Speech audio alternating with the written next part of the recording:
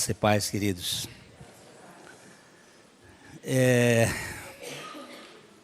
Trazendo um abraço dos irmãos lá em Teresina, que pediram para transmitir a alguns irmãos, aos daqui, um abraço. Nós saímos dia 29, fomos para um congresso em Corrente, participamos lá dia 30, 31 e 1. Ficamos uns dias lá na nossa propriedade e fomos para Teresina, para um outro congresso, desde o dia 11 que nós viajamos. Foi muito precioso. Tivemos de manhã, de tarde e de noite. Quase que tiraram o couro, mas ainda tinha sol lá. E foi muito precioso rever alguns irmãos e ver o que Deus está fazendo. Hoje nós estamos no 10º artigo de fé da nossa comunidade, da nossa igreja. São 18 os artigos de fé. E nós temos caminhado aqui, visto aquilo que a gente crê e como se crê. Em 1990, nós colocamos esses artigos de fé registrados em cartório, porque é muito comum as cabeças mudarem e aí a gente mudar os pensamentos. E a gente precisa seguir uma linha, que é uma linha que foi desenvolvida e caminhada ao longo. Começou em 1608, na Holanda, depois na Inglaterra, e é um pensamento centralizado na suficiência da graça de Deus. Nós temos uma igreja, a história da igreja, a gente pode dizer assim, o que aquelas 7 igrejas do Apocalipse, o que elas representam, o que elas significam? Para mim, não só igrejas locais, mas também a história da igreja. Deus, na sua onisciência, Ele colocou ali o que ia acontecer durante o período da igreja. Porque a história da humanidade, ele tem períodos. O período antediluviano, que terminou com Noé. O período patriarcal, que começa com Abraão. O período da igreja, que começa lá com Jesus, Pentecostes. O período da grande tribulação, quando a igreja, a meu ver, não fará parte desse processo. A meu ver, eu não estou dizendo que essa é a última palavra, mas eu creio assim. E o período do milênio, que também haverá salvação aqui na terra. É assim que eu creio. Mas cada um tem o seu jeito de crer e de entender. Um dos princípios dos batistas é o seguinte: o livre exame das Escrituras e a liberdade da alma para decidir a sua vida à luz das Escrituras. E eu creio que nós estamos vivendo hoje no período de Laodiceia, que é o último período da história da igreja. Laodiceia começa, segundo a minha compreensão limitadésima, no início do século XX. E ela tem um tempo quando o Senhor virá, porque Ele está à porta, batendo. A porta tem 2 ou 3 interpretações. Primeiro, que Ele está do lado de fora da igreja. É uma igreja que se basta. E uma segunda ideia é que Ele está chegando. Ele está chegando. Aliás, a gente pode ficar com as antenas bem ligadas, porque a qualquer hora Ele pode voltar. Qualquer hora é qualquer hora mesmo. Pode ser até o fim desse culto. Como é que você pode? As coisas vão se juntando, e quando a gente vai viajar, a gente tem que estar com a mala preparada, né? Se vai para o exterior, tem que estar com passaporte pronto. Se a Polícia Federal tiver passaporte suficiente para dar para a gente. Mas no caso de Deus, Ele tem. Então nós precisamos estar com o nosso passaporte carimbado, tudo preparado para viajar. Hoje esse assunto nosso aqui é acerca da santificação. Vamos andar um pouquinho. O ser humano é uma obra divina que despencou. É uma obra muito boa que se estragou. A queda trouxe consequências radicais para a raça e o gênero humano teve morte espiritual instantânea. Um ser criado tricotômico, corpo, alma e espírito, tornou-se dicotômico, corpo e alma. Adão e Eva, pós-pecado, perderam a conexão com Deus. Como eu compreendo, Deus fez do pó da terra, Ele fez o boneco, soprou nos narizes o fôlego das vidas e o homem tornou-se alma vivente. Então, ele tinha corpo, ele tinha espírito que se conectava com Deus, porque Deus é espírito. A linguagem de Deus é de espírito. E ele tinha alma, que a alma é uma espécie de como é que eu vou dizer? Tradutor, intérprete entre o corpo, as coisas do corpo e do espírito. Ele fala as duas línguas. Ontem eu cheguei no nosso quarto e minha esposa estava falando francês com uma moça que estava uma haitiana que estava lá em Maringá, e ela estava conversando com a moça em francês. Então, para falar francês, para conversar com ela que não fala português, tinha alguém que falasse francês. Então você tem que ter alguém que fala. A alma, ela falava a língua do espírito e a língua do corpo. Ela interpreta. Mas o espírito morreu instantaneamente, porque Deus disse: no dia que comeres desse fruto, certamente morrerás. O que morreu foi a vida espiritual, ficou desconectada. Para termos vida espiritual, precisamos de regeneração do espírito. Regeneração, gerar outra vez.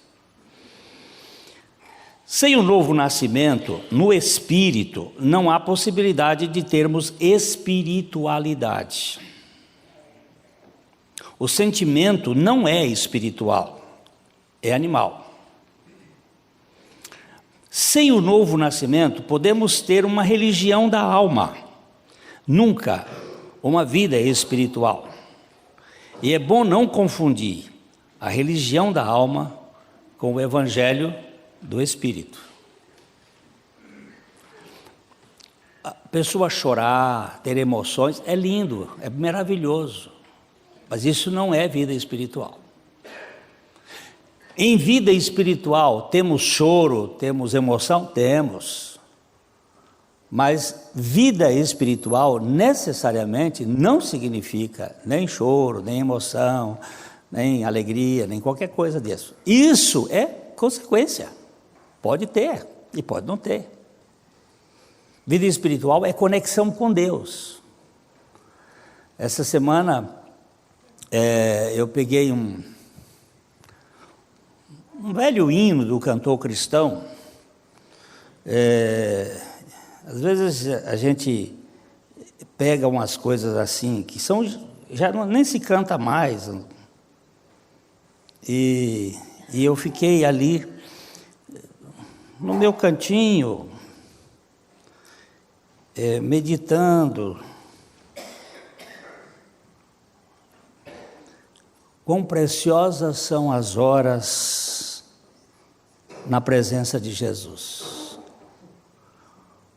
Comunhão muito deliciosa de minha alma com a luz.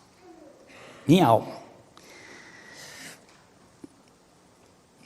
Os cuidados deste mundo não me poderão mover, pois é Ele meu abrigo quando o tentador vier. É um negócio íntimo.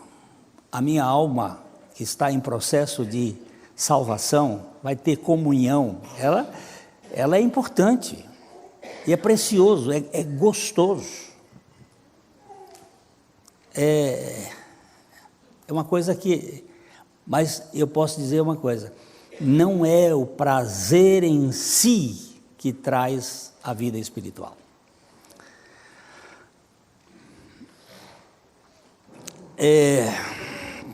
A religião é aquilo que o ser humano faz por meio da sua alma para tentar ser aceito por Deus. O Evangelho é o que Deus faz por meio de Cristo em nosso espírito, a fim de nos tornarmos vivos e aceitáveis a Ele espiritualmente. A religião é fruto do suor, como o de Caim.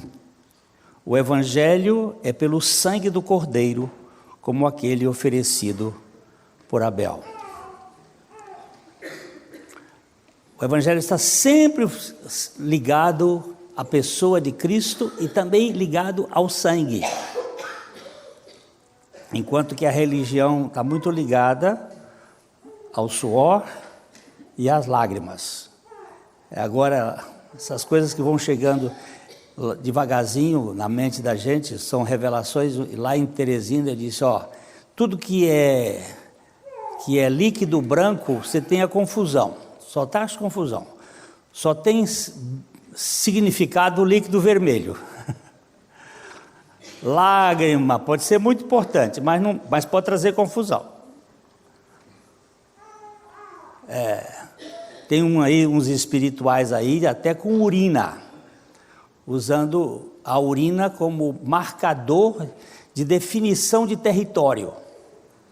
Aqui em Londrina nós tivemos um pregador, um pastor, que fazia xixi na garrafa de Coca-Cola e fazia um buraquinho em cima da tampa e saía espremendo, igual o leão da tribo de Judá, né? Aquela coisa, fazendo marcação aqui pelo centro para dizer que esse lugar, esse território está demarcado. Você imagina um negócio desse? Traz muita confusão. Agora, sangue e morte é normalmente um lugar muito aceitável diante de Deus. A salvação de Deus começa com a vivificação do espírito morto. A salvação de Deus começa com a vivificação do espírito que estava morto. Para vivificar o espírito, a Trindade justifica o pecador no sacrifício de Cristo e depois santifica a alma do regenerado pela vida de Cristo nele implantada. Depois glorifica o corpo mortal pela vinda de Cristo em sua glória. Preste bem atenção nas palavras. Fui salvo no meu espírito pela obra de Cristo lá na cruz. Estou sendo salvo na minha alma pela vida de Cristo em mim, e serei salvo no meu corpo pela segunda vinda de Cristo. Fui salvo, estou sendo salvo e serei salvo. Fui salvo no meu espírito da condenação do pecado pela obra de Cristo. Fui salvo. Estou sendo salvo na minha alma pela vida de Cristo que se manifesta cada dia me dando vitória sobre o pecado. E serei salvo no meu corpo na vinda de Cristo, quando eu vou ter um novo envelope, sem artrose, sem câncer, sem dor de cabeça, sem nada disto, um corpo glorificado. Depois de termos sido regenerados em nosso espírito e salvos da condenação do pecado pela obra de Cristo na cruz, precisamos agora sim ser santificados pela vida de Cristo, ou sermos salvos do poder do pecado diariamente. Para o Dr. W. Stanford Reid, justificação e santificação são dois aspectos ou dois lados da mesma moeda da redenção divina. São dois aspectos ou dois lados da redenção divina. Mas a justificação é a locomotiva que puxa a santificação. Não existe santificação de homem sem regeneração. Primeiro a regeneração, depois a santificação. Santificação é processo de gente regenerada, gente que foi salva. Santificar bode é impossível, só se santifica ovelha. Nova criatura. Uma vez vivificado pela fé, concedida pela graça em Cristo Jesus, e justificado em nosso espírito pela obra de Cristo, sendo regenerado, o crente tem agora a condição espiritual de reagir aos estímulos espirituais dados pelo Espírito Santo, a fim de poder se desenvolver no progresso da santificação da sua alma. Não adianta falar de santificação para uma criança que não foi ainda regenerada, porque é jogo sujo, é pedir que uma pessoa que não tem condições faça aquilo que ela não pode. A santificação é obra de gente nascida de novo. Como disse Andrew Anderson, um escultor pode abandonar seu trabalho e voltar a ele em outro dia, retomando onde parou. Mas o mesmo não acontece com o crescimento da alma. A obra da graça em nós cresce ou declina, aumenta ou diminui. A santificação é processo que pode crescer ou pode decrescer. Eu não vou perder a salvação, mas eu vou perder a alegria da salvação. Eu não vou deixar de ser filho, mas eu não vou ter a alegria de estar na presença da mesa do Pai, porque a culpa na minha alma vai gerar um estado de vergonha, de medo, de constrangimento. Na santificação pode haver crescimento ou regressão. Na obra da santificação há uma parceria funcional entre o Espírito de Deus e o crente, no sentido do progresso contínuo da salvação da sua alma. O Espírito Santo age de modo eficaz e o crente reage obedientemente. Vamos ler 1 Tessalonicenses, capítulo 4, versículos 3 e 4. Pois esta é a vontade de Deus, a vossa santificação, que vos abstenhais da prostituição, que cada um de vós saiba possuir o próprio corpo em santificação e honra.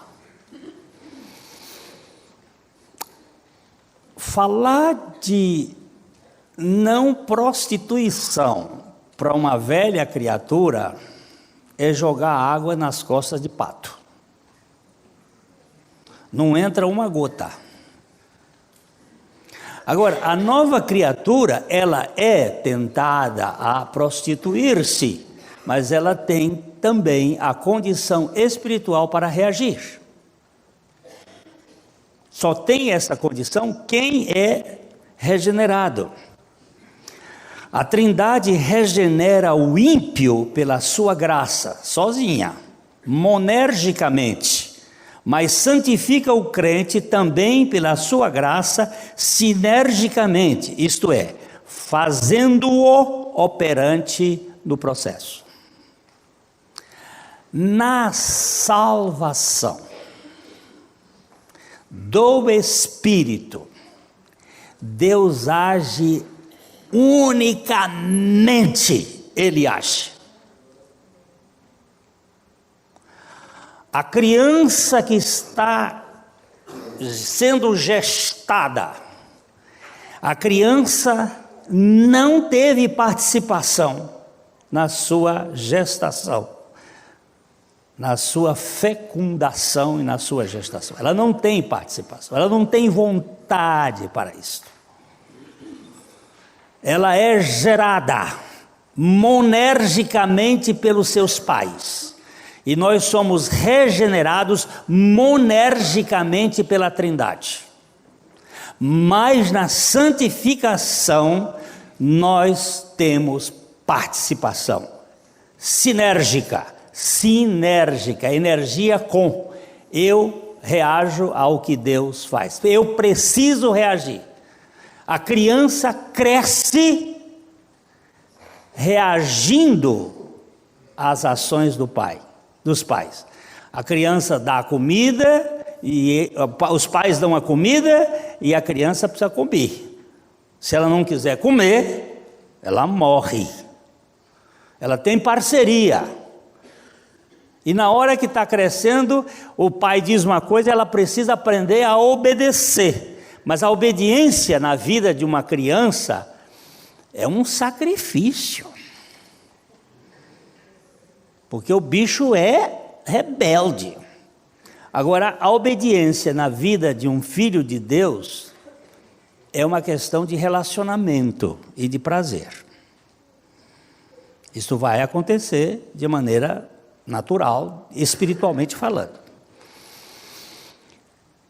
Primeiro parágrafo do nosso artigo diz assim: cremos que santificação é o processo pelo qual somos feitos participantes da santidade de Deus, segundo a sua vontade. Isto é o que diz o artigo. Todas as vezes que a gente tem um númerozinho, tal, e as letras estiverem em itálico, nós estamos citando ipsis literis o artigo. Depois a gente faz o comentário. Então, cremos que santificação é o processo, enquanto que regeneração é um ato, a santificação é processo. É o processo pelo qual somos feitos participantes da santidade de Deus, segundo a sua vontade. Vamos ler 1 Tessalonicenses 5:23. O mesmo Deus da paz vos santifique em tudo, e o vosso espírito, alma e corpo sejam conservados inteiros e irrepreensíveis na vinda de nosso Senhor Jesus Cristo. Deus faz uma parte e nós fazemos a nossa parte segundo a operação de Deus em nós. Para o teólogo Dr. J.I. Parker, ainda está vivo, é uma das poucas bênçãos deste mundo vivo ainda, está velhinho lá no Canadá. Ele é inglês, mas mora lá no Canadá. Ele diz o seguinte: a santificação é a restauração progressiva da racionalidade de um homem, de forma que ele se torne realmente um homem. A santificação é a maturidade do projeto de Deus para o homem. E faço este acréscimo, um ser humano à semelhança de Cristo Jesus, um homem saudável em sua racionalidade e caráter. A santificação tem a ver com a sanidade e a santidade da alma. Não é do corpo, por favor. O corpo vai ser beneficiado com isto, sabe por quê? Porque uma alma sadia, já diziam os latinos, mensam in corpore sano. Uma mente sadia vai produzir um corpo saudável. Isso é verdade. O propósito da salvação pode ser assim bem descrito em Romanos 8, 29. Porquanto aos que de antemão conheceu, também os predestinou para serem conformes à imagem de seu Filho, a fim de que ele seja o primogênito entre muitos irmãos. Preste bem atenção nesta expressão. A palavra é para serem conformes, conformado, com a forma, com a morfologia de Cristo, do seu Filho, que é Jesus Cristo. Nós fomos chamados para isso. A Trindade nos selecionou em Cristo para que nós sejamos santos. Vamos ler juntos Efésios 1:4. Assim como nos escolheu nele antes da fundação do mundo, para sermos santos e irrepreensíveis perante ele, e em amor, aí diz, nos predestinou para ele, aí vai, seguindo. Fomos feitos santos em Cristo para crescermos em santidade. O que a saúde é para o corpo, a santidade é para a alma. Um dia eu estava pregando no Mato Grosso, numa igrejona grande, muita gente, muito povo muito alegre, muito animado, cantando bonito, aquela festa e tal. E aí eu perguntei assim: quantos santos temos hoje aqui nesta igreja? 2 pessoas levantaram as mãos. Umas 2 pessoas. Eu disse: povo de Deus, vocês são ou não são santos?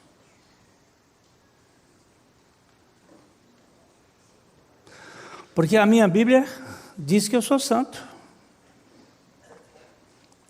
E que só o santo pode ser santificado. Eu não sou um santo perfeito, mas eu sou um santo em processo de santificação para alcançar a perfeição.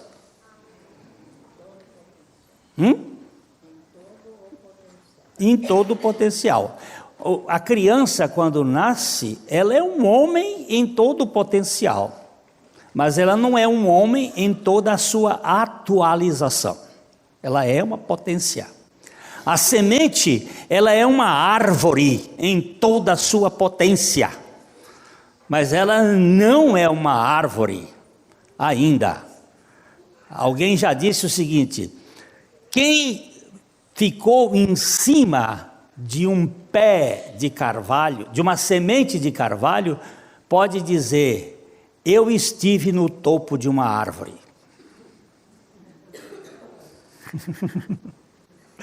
Quem ficou em cima da semente de um carvalho pode dizer: eu estou no topo de uma árvore. Porque se essa semente crescer daqui 100 anos, ela vai estar uma árvore enorme, e eu já estive ali em cima, então eu estou no topo de uma árvore. Nós somos uma potencialidade em Cristo, somos santos, em processo de santidade, de santificação. Não tem como te sair disto.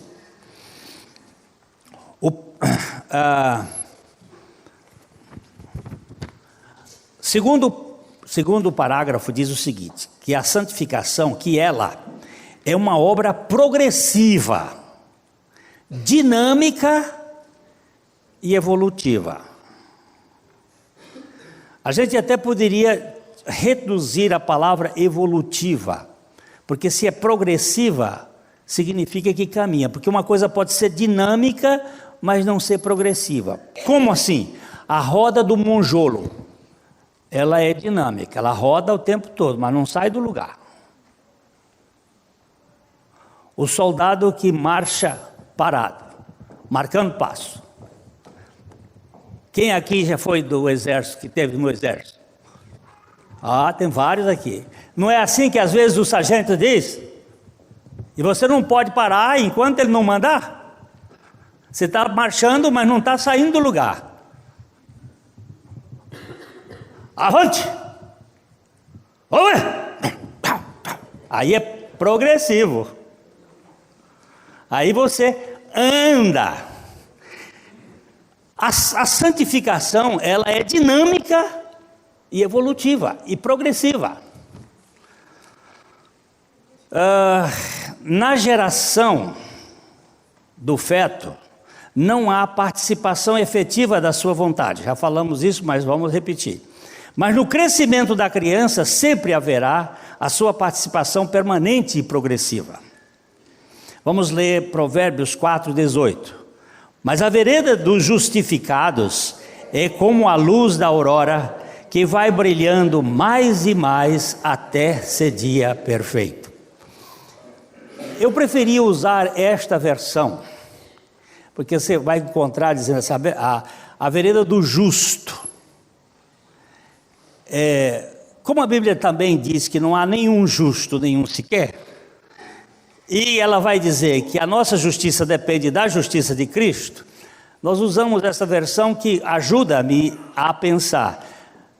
Mas a vereda do justificado, daquele que foi feito justo em Cristo, é como a luz da aurora.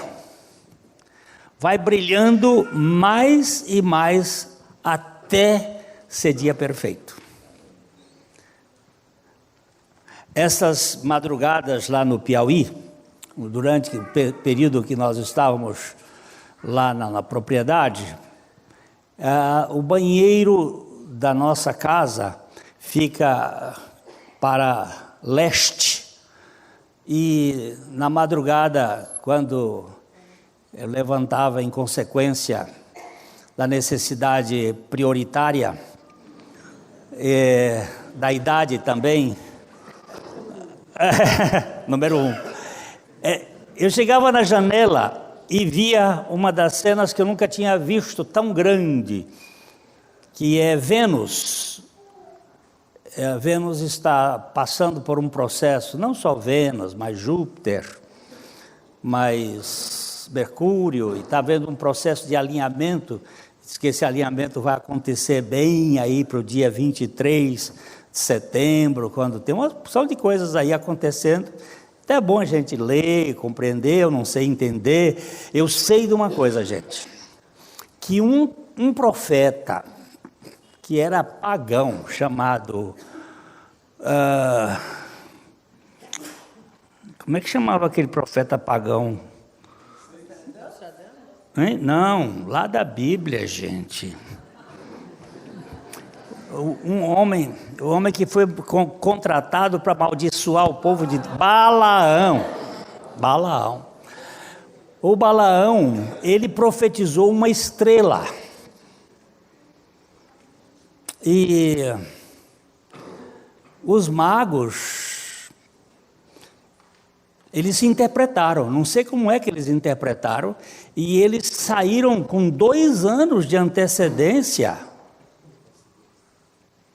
2 anos de antecedência, porque o Herodes mandou matar as crianças de 2 anos para baixo. Pelos cálculos que os magos disseram para Herodes. Ele diz: nós vimos a sua estrela no Oriente e viemos para adorá-lo. E que estrela é esta?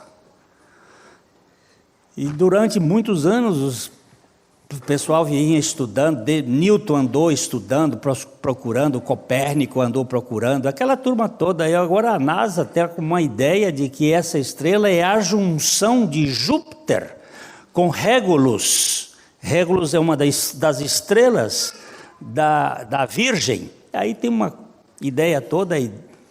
O fato é o seguinte: tem uma coisa que pode ser, os céus declaram a glória de Deus e o firmamento anuncia as obras das suas mãos. Quando eu olho os teus céus, obra dos teus dedos, a lua e as estrelas que tu criaste, que é o homem para que dele te lembres, e o filho do homem para que o visite, tem linguagens que eu não sei explicar. Mas eu vi aquela estrela grande lá, gorda, eu digo, eu nunca vi. Falei para minha esposa, eu nunca vi Vênus tão grande, a bicha está gorda. Mas ela está porque ela era do tamanho de uma bola de ping-pong. Ela hoje é uma bola de futebol de salão daquele antigo, já está gorda assim. Aliás, eu vi com a minha esposa, nós vimos um meteoro que eu nunca tinha visto. Eu sou contador de estrela cadente, porque lá no Piauí a gente não tem muita nuvem nessa época do ano, e o céu fica limpo demais, que é o céu mais lindo do mundo.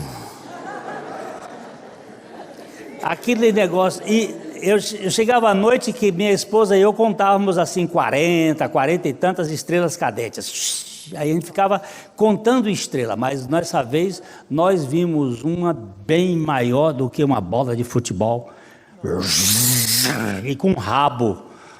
Ela era branca e o rabo era vermelho. Eu disse, assustamos. Esse negócio do céu eu fico meio arrepiado quando vejo, porque eu não sei entender. Mas uma coisa que eu sei que é lindo é que Jesus Cristo, Ele veio para buscar a gente e Ele pode salvar totalmente aqueles que por Ele se chegam a Deus. A luz do justificado vai brilhando mais e mais, até ser a aurora passar e ser dia perfeito. Santificação cresce. Se estamos no mesmo lugar marchando, tem alguma coisa errada. O processo da santificação não permite que a grama cresça debaixo dos nossos pés. Não há uma acomodação nessa caminhada.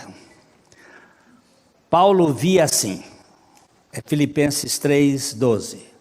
Não que eu tenha já recebido ou tenha obtido a perfeição, mas prossigo para conquistar aquilo para o que também fui conquistado por Cristo Jesus. Olha que texto.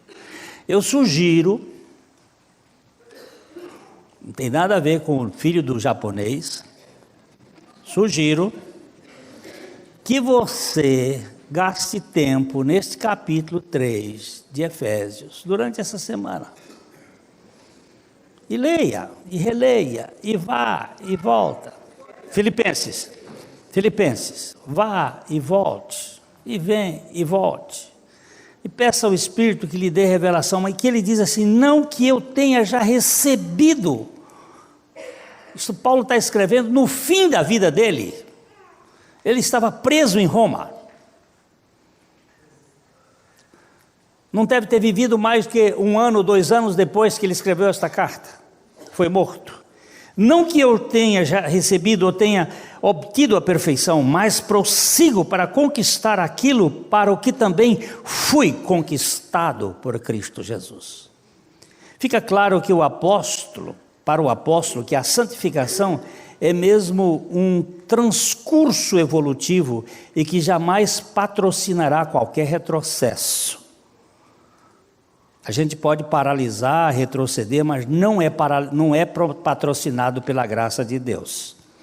Filipenses 3, 13 a 14, que ele vai dizendo um pouco: irmãos, quanto a mim, não julgo havê-lo alcançado, mas uma coisa faço, esquecendo-me das coisas que para trás ficam, e avançando para as que diante de mim estão, prossigo para o alvo, para o prêmio da soberana vocação de Deus em Cristo Jesus. Olha que coisa.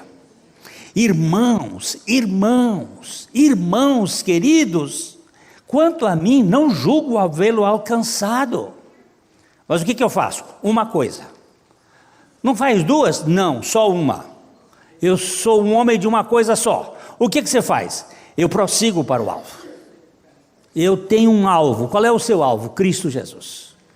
Cristo Jesus. Cristo Jesus. Vou contar de novo? Não tem problema. Do moço que queria sair da igreja e que disse: pastor, a nossa igreja está cheia de problemas. Abre para mim aqui, Sandrinha. Tem um aberto? É eu que não vi. Graças. Então, ele disse: a nossa igreja está cheia de problemas. Eu não conheço uma que não tenha problemas, mas tudo bem. Tem muita fofoca. Tem o povo que assiste o culto com o WhatsApp, passando mensagem. Tem uma turma que fica não sei o quê. Eu vou sair da igreja. Aí o pastor diz: tudo bem, meu filho, pode sair. Mas antes de sair, você enche um copo bem cheio. Bem cheio. E dê 3 voltas ao redor do templo, da igreja. Se você não deixar cair um pingo, você tem minha bênção, pode ir embora. Ele disse: é fácil. Encheu bem, e aí andou. O meu não está cheio, aqui eu posso até correr, mas cheinho, até a boca. Ele andou, deu as 3 voltas, não derramou nem um pingo, chegou para o pastor e disse: pastor, não derramei, posso ir embora? Ele disse: antes de ir embora eu só vou fazer uma pergunta. Enquanto você estava dando essas voltas, você ouviu algum telefone celular tocando? Você ouviu alguma fofoca? Você ouviu algum problema por aí? Você ouviu algum erro? Ele disse: não, porque eu estava fixo aqui em não derramar água. Ele disse: no dia que você estiver fixo em Cristo, você não vai ficar olhando para lado nenhum. Aí ele termina dizendo assim: quando alguém entra na igreja por causa de Cristo, não sai da igreja por causa dos irmãos. Tá boa essa ou não? E qual é o foco nosso? Paulo dizia: eu tenho um foco. E aí por isso que cresce na santificação. Nunca viu alguém num hospital sem ter doença. Ela está dizendo aqui. Eu também nunca vi ninguém na igreja sem ter problemas. E eu também nunca vi ninguém que está na igreja com problemas que não tem a solução em Cristo. Porque Cristo é a nossa solução. A santificação parte de nossa morte com Cristo, do desinteresse por nós e pelo interesse íntimo de viver de Cristo, por Cristo e para Cristo. Comeu um parágrafo? Comi. Então comi mesmo. O apóstolo Pedro, também mostra. É isso mesmo? O apóstolo Pedro também mostra que essa obra de santificação é progressiva. Vamos ler 2 Pedro 1, de 5 a 7. Por isso mesmo, vós, reunindo toda a vossa diligência, associai com a vossa fé a virtude, com a virtude o conhecimento, Com o conhecimento, o domínio próprio. Com o domínio próprio, a perseverança. Com a perseverança, a piedade. Com a piedade, a fraternidade. Com a fraternidade, o amor. Ó, vai crescendo. E vai lá, e vai lá, e vai lá.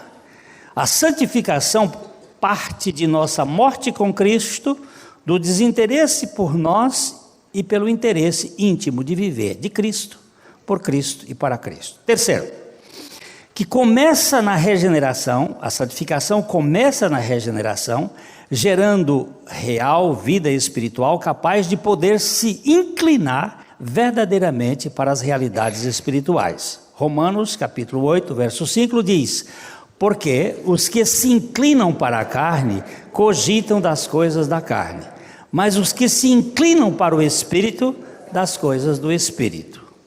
Apenas os renascidos podem ser santificados. Eu não estou tendo evolução. Pode ser que não seja renascido. Então a gente tem que observar isto.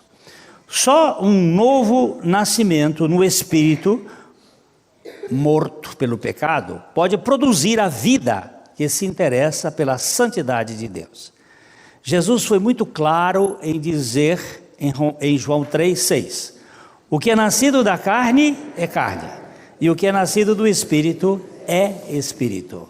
A regeneração é uma fonte viva da vida de Cristo para o rio fluente da santificação.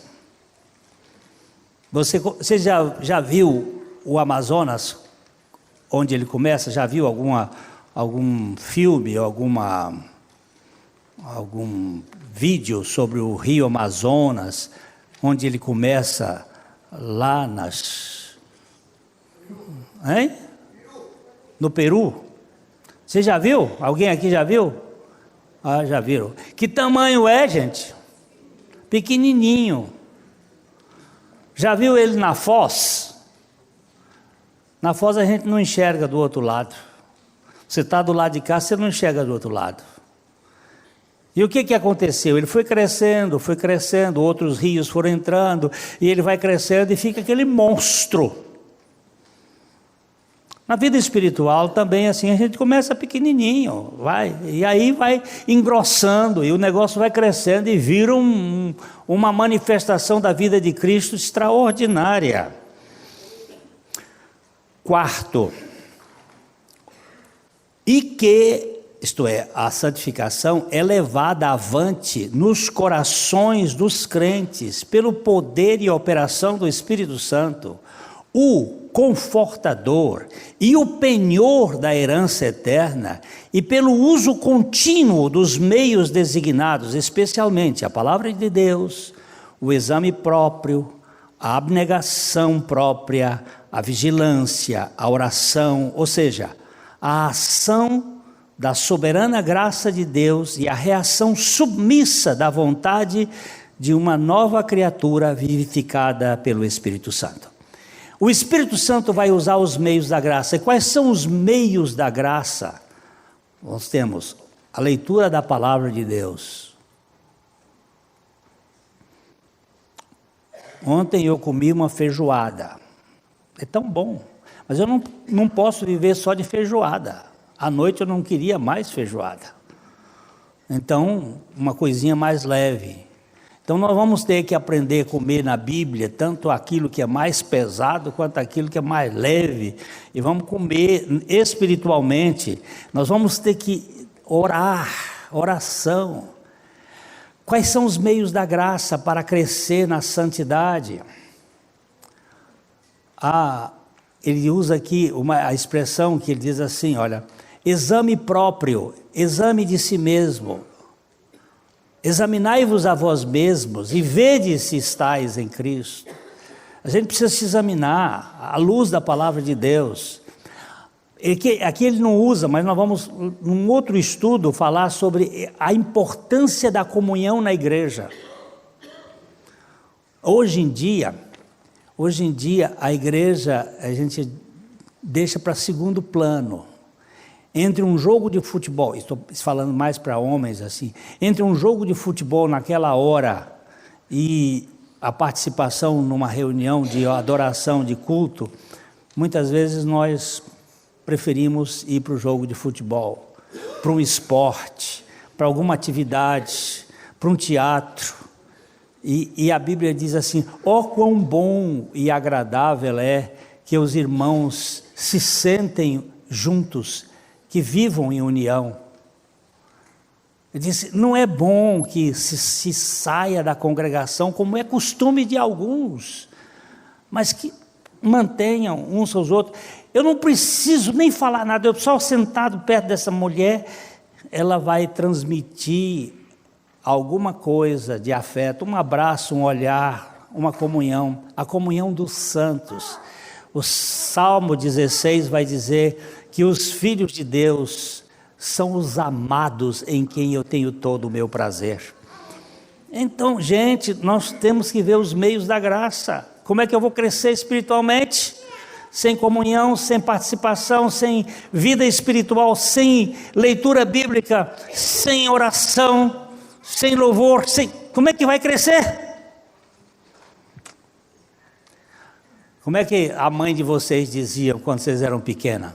Dize-me com quem andas e direi quem és. Quem com porcos se mistura, farelos come. Olha aí. Epa, você está comendo o quê? Eu estou comendo novela da Rede Globo. Meus parabéns, filho de porco.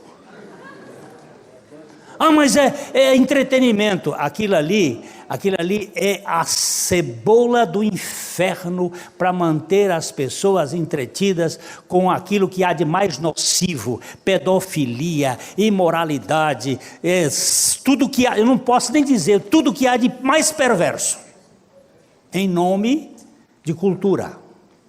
Mas você que escolhe. Coma. Ainda bem que lá na minha casa o aparelhinho que controla está na minha mão.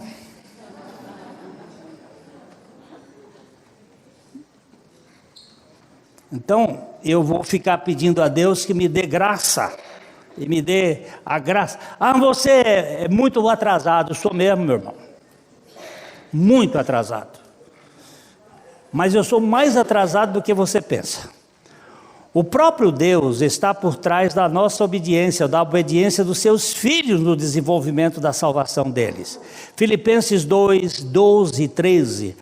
Assim, pois, amados meus, como sempre obedecestes, não só na minha presença, porém muito mais agora na minha ausência, desenvolvei a vossa salvação com temor e tremor, porque Deus é quem efetua em vós tanto o querer como o realizar segundo a sua boa vontade. Gente, olha só isso aqui, ó. Paulo está dizendo assim: desenvolvei a vossa salvação com temor e tremor. Mas lembre-se que é Deus quem efetua em vós tanto o querer como o efetuar. É graça operando. É graça operando em nós. A santificação é um processo espiritual que envolve todos os meios da graça a fim de torná-la viável e execuível na vida dos crentes. Efésios 4, 11 e 12. E ele mesmo concedeu uns para apóstolos, outros para profetas, outros para evangelistas e outros para pastores e mestres, com vistas ao aperfeiçoamento dos santos, para o desempenho do seu serviço, para a edificação do corpo de Cristo. Aqui, eu não vou ter tempo para falar sobre isso, mas são 5 ministérios, e eles estão falando das 5 travas que existia no tabernáculo de Moisés. O tabernáculo de Moisés, ele era feito com tábuas feitas de acácia. É bom que a gente entenda bem isso. Acácia, já nem existe mais esta árvore com aquelas dimensões. Elas desapareceram. Eram árvores espinhentas. A acácia é muito comida pelas girafas, ela come a para lá em cima. E é uma árvore de muito espinho, porque mostra a natureza humana. E uma árvore resistente. Elas eram feitas grossas, tanto largas quanto grossas, e elas tinham que ficar em pé. Tinham 2,20 metros de altura, um pouco mais de 2,20 metros de altura, e elas ficavam em pé, e elas tinham 2 travas por dentro, e 2 travas por fora e uma no meio. A no meio era invisível, que para mim é o dom de apóstolo. Ele ficou para trás, não existe mais apóstolo. Esses que hoje andam botando o nome de apóstolo, estão apostatando da posição. E apóstolo foram aqueles que tiveram com o Senhor, ou tiveram uma revelação especial do Senhor, para a formação do projeto inicial. Agora, pastores, evangelistas, profetas, mestres, são 2 por fora e 2 por dentro. Os 2 por fora, são as 2 travas por fora, profeta e evangelista. Os 2 por dentro, para dentro, pastores e mestres. Para dentro da igreja, para fora da igreja, porque ela é um testemunho para dentro e para fora. É minha compreensão. Então, isso é para a edificação do corpo de Cristo. Para o piedoso bispo da igreja anglicana, J.C. Riley, nosso alvo deve ser um cristianismo que, como a seiva de uma árvore, corra por todo o tronco e folhas do nosso caráter, santificando tudo. Sem santidade, ninguém verá o Senhor. A gente olha para uma árvore e percebe se ela está doente ou não, pela cor das folhas, pelo tronco. Nós tínhamos na nossa casa, na frente da nossa casa, uma espatódia, belíssima, belíssima. Um dia nós conversando com o Sidney, aqui que é da nossa comunidade, e ele é um especialista em questões botânicas de árvores.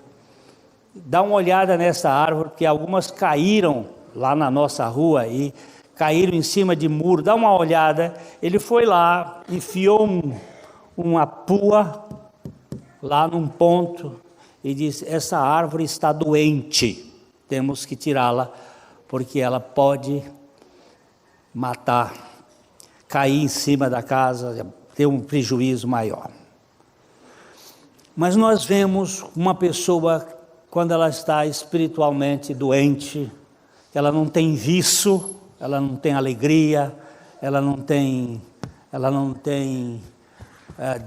postura para andar, para desenvolver, ela baba muito pelo canto da boca. O que é a baba pelo canto da boca? É aquela conversa que quando você sente, já parece, é aquilo que está lá no livro de Jó. Ele diz assim: o meu hálito faz com que as pessoas fujam da minha presença. Jó ficou tão adoecido que a baba dele, o hálito dele, fazia a pessoa fugir dele.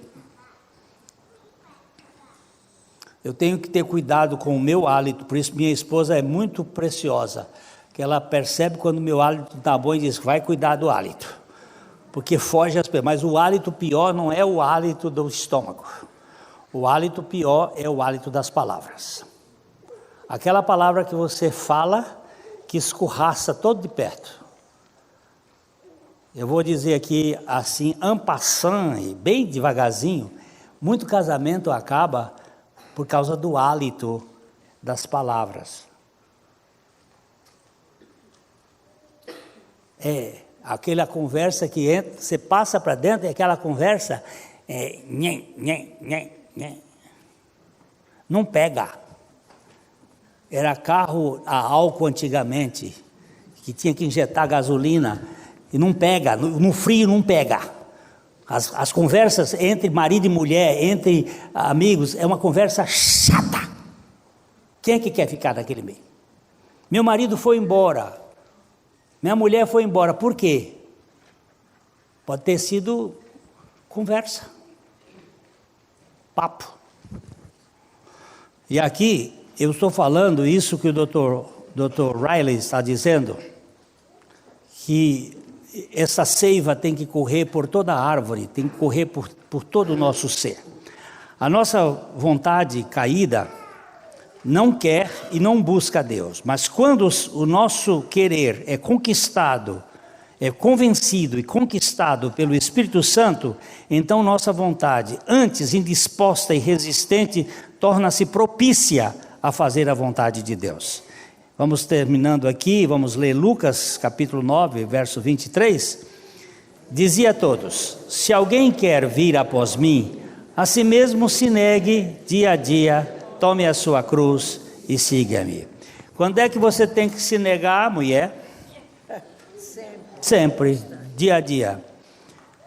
Negando e negando, e se negando, e se negando. Não tem, não tenho direito. Eric Alexander dizia o seguinte: a evidência de que se conhece a Deus é a obediência a Ele. A santificação é o resultado da obediência responsável do coração pleno de amor e do conhecimento pessoal de Deus. Quem ama, obedece de coração. Santificai a Cristo. Que Deus nos mantenha com os olhos postos nele e que a vida dele se manifeste em nós.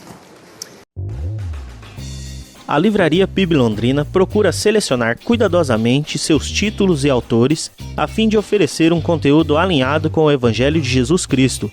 Bíblias, livros de teologia, devocionais, literatura infantil, biografias, comentários bíblicos e muito mais. Dispomos também de um acervo de CDs e DVDs das mais de 5.000 mensagens ministradas na Primeira Igreja Batista em Londrina. Visite a Livraria PIB Londrina e conheça ainda mais. Livraria PIB Londrina, de segunda a sexta, das 13h30 às 18 horas. Endereço na Avenida Paraná, 76A, próximo ao Calçadão, bem no centro de Londrina.